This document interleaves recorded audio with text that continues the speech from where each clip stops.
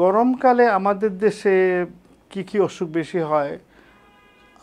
আমি মনে করি সবচেয়ে বেশি অসুখ গরমকালে হলো ডায়রিয়া, পাতলা পায়খানা আর বমি। কারণ প্রচুর গরমে মানুষ স্ট্রিট ফুড, রাস্তার খাবার, ড্রিঙ্কস, রাস্তার শরবত, এইসব জিনিস, আখের রস খায়। এইটা পানিগুলা দূষিত থাকে এবং এর থেকে ফুড পয়জনিং হয়ে বমি, পাতলা পায়খানা এগুলা হয়। ওটা সবসময় খেয়াল রাখতে হবে। আমরা গরমে অবশ্যই অতিরিক্ত পানি এবং বিভিন্ন ধরনের পানীয় খাবার খাবো, কিন্তু পানিটা যেন বিশুদ্ধ হয়, পানিটা যেন নোংরা পানি না হয়, ড্রিঙ্কিং ওয়াটার যেটা হয়, এটাই খেয়াল রাখতে হবে। এছাড়া গরমে পানি শূন্যতা রোগ একটা একটা কমন জিনিস। ডায়রিয়া ছাড়াও গরম পড়ছে, পানি খাওয়ার সুযোগ হয় নাই, এই জন্য এটা পানি শূন্যতা হয়।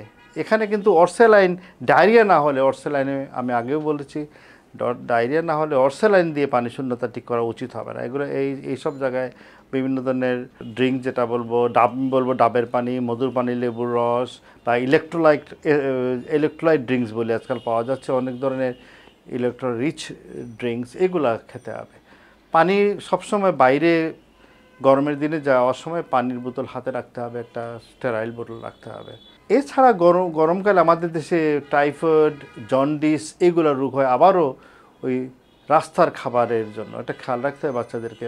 বাচ্চা চাইলেই নোংরা পরিবেশের, যেমন আমি চটপটি, ফুচকা, জালমুড়ি, বেলপুরি, আখের রস, এইসব খাবার স্কুলের সামনেই ইজিলি অ্যাভেলেবল, এবং বাচ্চারা স্কুল থেকে বেরোই খায় আর পরের দিন স্কুলে যেতে পারে না বিকজ অফ ডায়রিয়া ইত্যাদি, বমি, অনেক কিছু হয়। ফুড পয়জনিং, জন্ডিস এবং টাইফয়েড জ্বর এই খাবারগুলোর থেকে বেশি হয়।